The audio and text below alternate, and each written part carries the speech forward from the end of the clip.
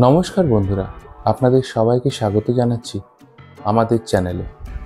আচ্ছা, আপনার কি প্রায় মনে হয় মাথায় অনেক চিন্তা ঘুরপাক খাচ্ছে, সব কিছু কেমন যেন এলোমেলো লাগছে, অথবা মাঝে মাঝে মনটা খুব ভারাক্রান্ত লাগে, কিন্তু কারণটা ঠিক বুঝে উঠতে পারেন না? যদি আপনার উত্তর হ্যাঁ হয়, তাহলে আজকের ভিডিওটা আপনার জন্য।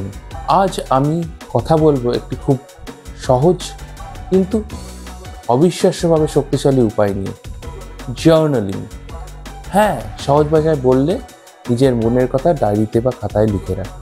এই ভিডিওটার শেষে আপনি জানতে পারবেন জার্নালিং কী, কেন এটি আপনার মানসিক স্বাস্থ্যের জন্য এত উপকারী, সবচেয়ে গুরুত্বপূর্ণ কিভাবে আপনি সহজেই এটা শুরু করতে পারেন।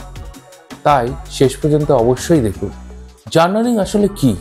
খুব সহজ ভাষায় জার্নালিং মানে হলো আপনার চিন্তা, অনুভূতি, অভিজ্ঞতা, স্বপ্ন বা যে কোনো কিছু আপনার মনে আসছে তা নিয়মিতভাবে লিখে রাখা।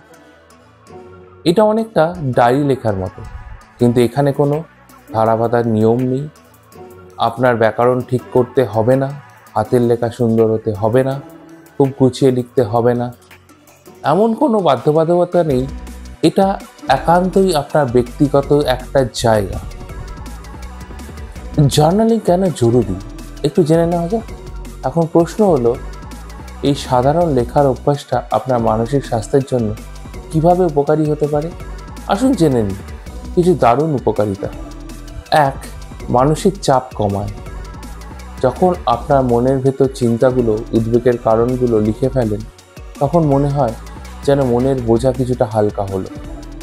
এই অনেকটা মনের জঞ্জাল পরিষ্কার করার মতো। নিজেকে চিনতে সাহায্য করে।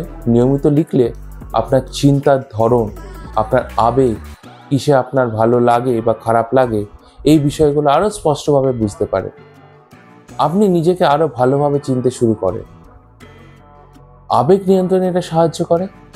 রাগ, দুঃখ, ভয়, এই কঠিন অনুভূতিগুলো যখন লিখে প্রকাশ করা হয়, তখন সেগুলো সামলানো বা বোঝানো সহজ হয়। লেখার মাধ্যমে আপনি সেগুলো সুষ্ঠুভাবে বহিঃপ্রকাশ ঘটাতে পারেন। সমস্যার সমাধানে সাহায্য করে। যখন কোনো সমস্যা নিয়ে চিন্তিত থাকেন, তখন সেটা নিয়ে লিখলে অনেক সময় সমাধানের নতুন পথ খুলে যায়। লেখার সময় আপনি সমস্যাটাকে বিভিন্ন দৃষ্টিকোণ থেকে দেখে থাকতে পারেন। কৃতজ্ঞতা প্রকাশ ও ইতিবাচকতা বাড়ায়। জার্নাল আপনি সেই জিনিসগুলো লিখতে পারেন যার জন্য আপনি কৃতজ্ঞ। এটা আপনার মধ্যে ইতিবাচক মনোভাব বাড়াতে সাহায্য করে। লক্ষ্য স্থির রাখতে, অগ্রগতি ট্র্যাক করতে সাহায্য করে। আপনার লক্ষ্যগুলো লিখে রাখতে পারেন এবং সেদিকে কতটা এগোচ্ছেন সেটাও ট্র্যাক করতে পারেন। বুঝতেই পারছেন জার্নালিং কতটা উপকারী। কিন্তু প্রশ্ন হলো, শুরু করবেন কিভাবে? অনেকেই ভাবেন এটা খুব কঠিন বা সময় সাপেক্ষ। একদমই না। দেখুন কিভাবে সহজে শুরু করতে পারেন।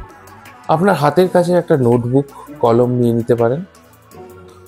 যে কোনো মাধ্যম একটা বেছে নিন, আপনার যেটা ভালো লাগে। একটা সাধারণ নোটবুক, কলম, ডায়েরি, অথবা ডিজিটাল মাধ্যমে যদি আপনি স্বচ্ছন্দ হন তাহলে সেটা।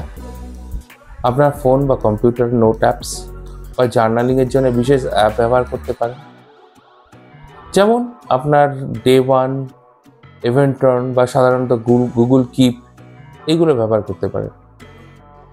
সময় ঠিক করুন। প্রতিদিন একটা নির্দিষ্ট সময় বের করার চেষ্টা করুন। হতে পারে সেটা সকালে ঘুম থেকে উঠে 5 মিনিট বা রাতে ঘুমোতে যাওয়ার আগে 10 মিনিট। শুরুতে অল্পই যথেষ্ট, জোর করে বেশি লেখার দরকার নেই। কোনো নিয়ম নেই। এটাই সবচেয়ে গুরুত্বপূর্ণ। কি লিখবেন, কিভাবে লিখবেন তা নিয়ে একদম ভাববেন না। ব্যাকরণ, বানান, হাতের লেখা কিচ্ছু এসে যায় না। শুধু আপনার জন্য মনে যা আসছে সেটাই লিখুন। কি লিখবেন? যদি বুঝতে না পারেন কি লিখবেন, তাহলে সহজ প্রশ্নগুলো দিয়ে শুরু করতে পারেন। যেমন, আজ আমার দিনটা কেমন গেল?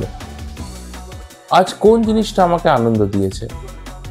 কোন বিষয়টা আমাকে চিন্তায় ফেলেছে বা কষ্ট দিয়েছে? আমি কি এখন কি অনুভব করছি? আমি কিসের জন্য কৃতজ্ঞ? অথবা কোনো নির্দিষ্ট বিষয় না ভেবে যা মনে আসছে তাই লিখে যান। একেই বলে, আপনি যা মনে আসছে লিখে যাওয়াকে বলে ফ্রি রাইটিং বা মুক্ত লিখন। শুরু করা তো সহজ, কিন্তু নিয়মিত চালিয়ে যাওয়াটা অনেক চ্যালেঞ্জিং মনে হয়। কিছু টিপস দিচ্ছি যেটা আপনার কাজে লাগবে। ছোট করে শুরু করুন, প্রতিদিন 1 পাতা করে লিখলেই হবে এমন নয়, 2 লাইন লিখলেও হবে।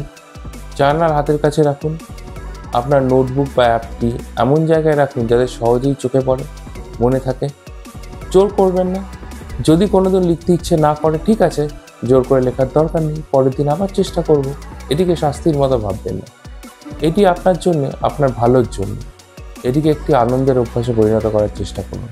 অনেকে হয়তো ভাবেন আমরা যদি লিখি কেউ দেখে ফেলে, অথবা লিখতে গেলে এমন অদ্ভুত লাগে। আপনার জার্নাল একান্তই আপনার ব্যক্তিগত। আপনি চাইলে এটিকে এমন জায়গায় রাখতে পারেন যেখানে অন্য কেউ খুঁজে পাবে না। আর প্রথম দিকে একটু অদ্ভুত লাগলেও স্বাভাবিক, কিন্তু কয়েকদিন করলেই দেখবেন এটা অনেক সহজ এবং আরামদায়ক মনে হচ্ছে। তাহলে বন্ধুরা, দেখলেন তো জার্নালিং শুরু করা কতটা সহজ এবং এটিকে আপনার মানসিক শান্তি, সার্বিক সুস্থতার জন্য কতটা উপকারী হতে পারে। এটা নিজের সাথে কথা বলার, নিজেকে বোঝার একটা দারুণ উপায়। আমি আপনাদের সবাইকে অনুরোধ করব, আজই একবার চেষ্টা করে দেখুন। এমনকি মাত্র 5 মিনিটের জন্য হলেও শুরু করুন, দেখুন কেমন লাগে।